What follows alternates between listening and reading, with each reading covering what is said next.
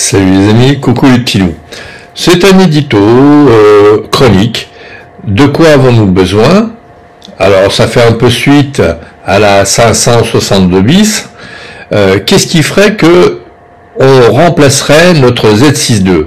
Alors on va faire appel à Monsieur Plus, mais chut, c'est un secret. Bon, en tout premier lieu, le prix, bien évidemment. C'est vrai que investir de l'argent, alors qu'on a déjà dépensé pas mal de sous pour un beau boîtier, parce que le Z6 II c'est un beau boîtier.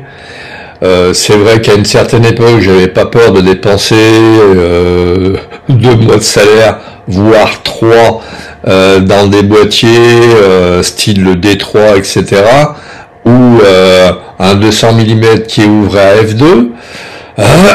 Et qui pesait 3 kilos, donc je me suis débarrassé parce qu'il était vraiment trop lourd. Mais bon, c'était à l'époque de l'argentique et c'était à l'époque où j'étais célibataire aussi. Là, je ne suis plus célibataire et je suis à la retraite. Donc, il me faut être raisonnable. Alors, Monsieur Plus, s'il vous plaît, qu'est-ce que vous pourriez nous dire?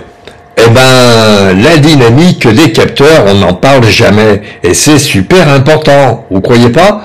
Si, je suis bien d'accord avec vous, hein, c'est super important, mais on n'en parle jamais.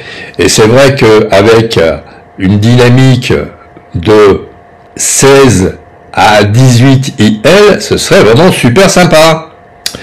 Pourquoi? Eh bien tout simplement parce que les réglages à faire sur le daylighting seraient d'autant plus efficaces. On pourrait même faire du HDR tranquillement. On en fait déjà, mais plus facilement que ce que l'on fait actuellement. Le 8 millième, Monsieur Plus m'a dit que bon, il avait pas envie de se casser la tête pour savoir si on devait demander plus du 8 millième. Moi je suis d'accord avec lui, le 8 millième c'est déjà bien sympa, aller au-delà, on s'en servira jamais. Donc dans les photos, on va dire lambda, hein, je veux dire que tout bon photographe ne fera jamais. Alors le mode silencieux avec le mode flash, hein, si vous voyez ce que je veux dire. Parce que bon, là on m'a dit que c'était attendu et que effectivement il n'y avait pas d'erreur. Alors si on pouvait quand même malgré tout rectifier ça par un firmware de mise à jour, ce serait sympa. Un dos rotatif comme le Z8 ou le ZF qui protège son écran, le dos de son écran, ce serait sympa aussi. Pas indispensable, mais ce serait sympa. De la 4K, 120 images secondes, non croppé, parce que bon, si on a on va dire un plein format, c'est pour l'utiliser sans réduction. Des modules, ce serait sympa, par exemple un module noir et blanc, un module couleur à la Kodachrome, etc., etc. Ça, ce serait sympa qu'on puisse ajouter ça, moyennant peut-être 10 € au téléchargement et faire son firmware à la carte. Ce serait sympa ça. Et ça pourrait être fait, hein.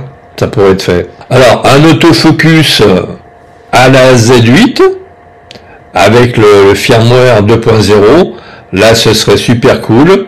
Le décalage du pixel, on n'en a rien à faire, parce qu'en fait il faut pas que les prises de vue soient bougées. Donc on dit par exemple, je sais plus, il y a un site qui disait ça permettra de faire des prises de vue de documents.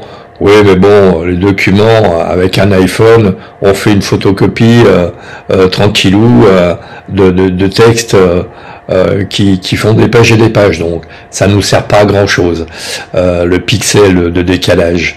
D'autant qu'il faut avoir des photos qui se suivent rigoureusement statiques.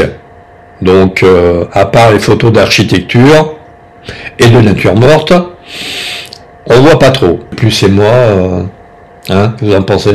Bah, il est d'accord. Alors, la mise à jour firmware, pendant que j'y suis, on en est à la 1.61, sortie le 17 janvier 2024, qui apporte des choses, des rectificatifs surtout. La 1.50 par contre, amène plein de petites choses dans les menus, dont entre autres, quand on enregistre, avoir un cadre rouge pour nous dire bah vous êtes en train de filmer, c'est sympa. Après, j'allais dire que c'est plus manque d'inspiration, donc il m'a dit bah ce sera tout pour aujourd'hui.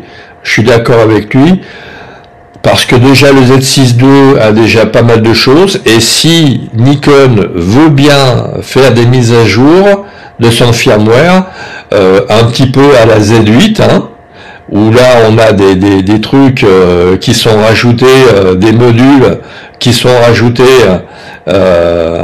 et qui nous ferait bien plaisir aussi. Donc le prix, on va finir par le prix. Là c'est vraiment super important. Le Z8 est un boîtier qui est sympa.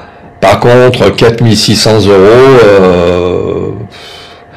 là j'allais dire que ça nous fait casser une tirelire de combien d'années d'économie quoi. Alors, bien évidemment que ce qui serait bien, c'est que ce Z6 quelque chose vienne épauler le Z6 II, pas le phagocyté, mais vienne l'épauler,